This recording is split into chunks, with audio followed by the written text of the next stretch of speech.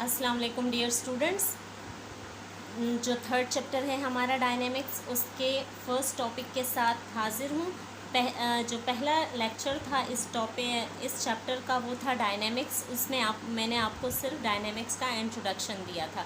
ठीक है, आज का जो हमारा टॉपिक है वो है फर्स्ट लॉ ऑफ न्यूटन। जो न्यूटन फर्स्ट लॉ है, आज हम उसको पढ़ेंगे। ठीक है, हमारा चैप्टर 3 है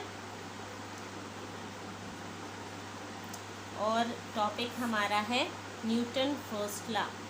न्यूटन्स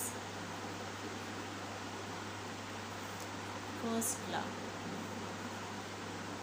ठीक है, न्यूटन फर्स्ट लॉ क्या कहता है? ठीक है, अच्छा जी, न्यूटन का जो फर्स्ट लॉ है वो ये कहता है कि अगर एक बॉडी रेस्ट पे है तो वो तब तक रेस्ट पे रहेगी जब तक कोई फोर्स उस पर अप्लाई करके उसकी जो रेस्ट वाली पोजीशन है उसको चेंज ना कर दे।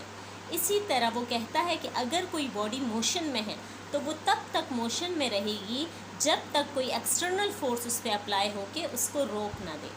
ठीक है, तो जो स्टेटमेंट है हमारी न्यूटन की वो क्या है? स्टेटमेंट पहले हम लिख लेते हैं। न्यूटन स्टेटमेंट जो मैंने अभी आपको समझाया ये न्यूटन लॉ की स्टेटमेंट है। ठीक है, स्टेटमेंट हमारे पास क्या है? If the net force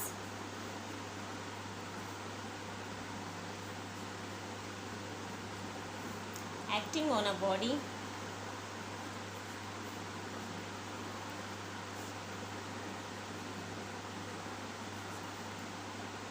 is zero, the object will remain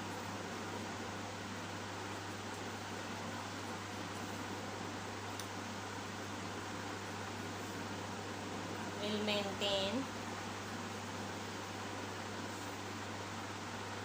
its state of rest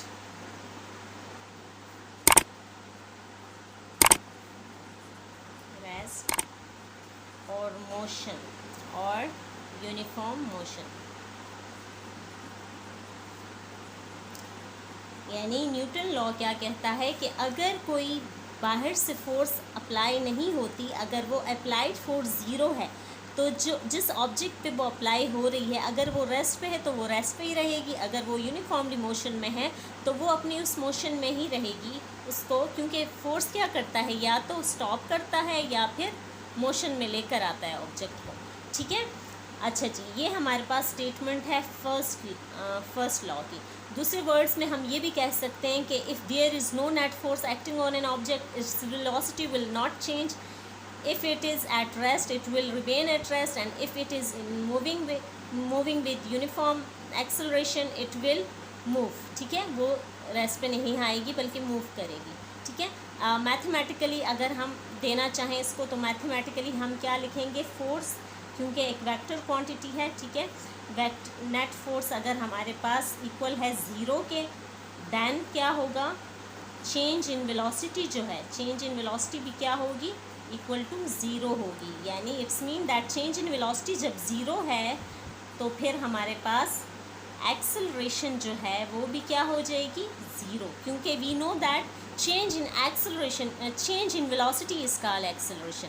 ठीक है, अगर चेंज इन वेलोसिटी ज़ीरो है, it's mean that acceleration is also zero. ठीक है, अच्छा जी, अब जो न्यूटन का फर्स्ट लॉ है इसको समझने के लिए आपको लॉ ऑफ इनर्शिया को भी समझना पड़ेगा, क्योंकि जो लॉ ऑफ इनर्शिया है न्यूटन का दूसरा नाम है। न्यूटन का दूसरा नाम नहीं है बल्कि न्यूटन फर्स्ट लॉ का दूसरा नाम है। न्यूटन फर्स्ट लॉ को हम लॉ ऑफ इनर्शिया भी कहते हैं। ठीक है, तो लॉ ऑफ इनर्शिया क्या है आपके पास? लॉ ऑफ इनर्शिया समझ लें आप। लॉ ऑफ इनर्शिया को, लॉ ऑफ इनर्शिया क्या है आपके पास? The tendency of a body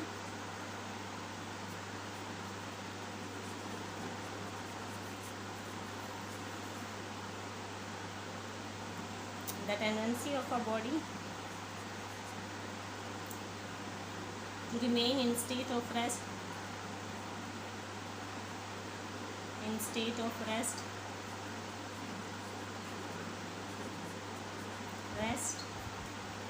or in uniform motion।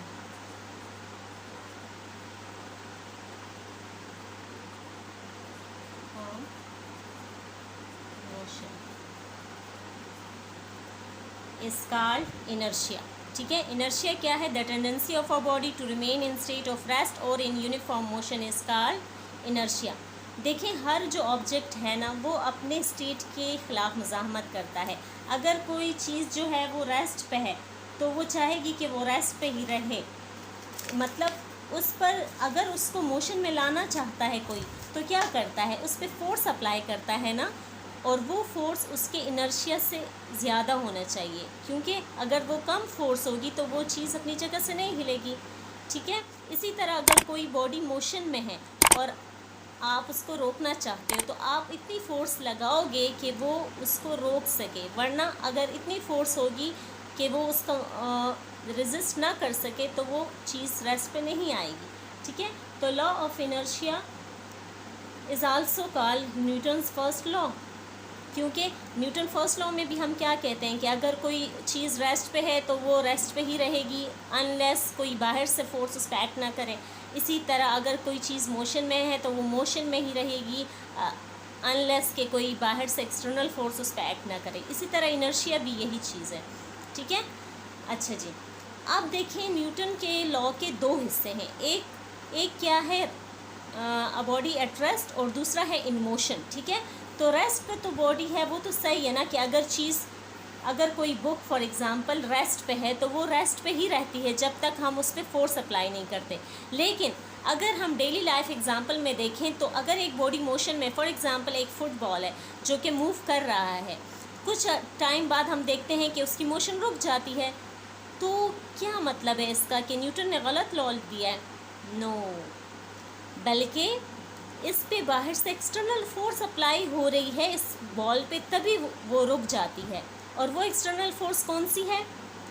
Frictional force of earth and resistance force of air. हवा की जो ताकत है और जो ज़मीन की रगड़ की ताकत है वो उसको रुकने पे मजबूर कर देती है।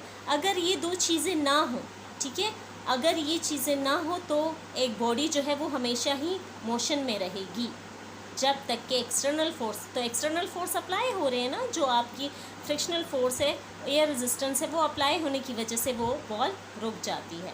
ठीक है, तो ये हमारा था Newton's first law of motion. उम्मीद है आपको समझ आ गई होगी अच्छी तरह।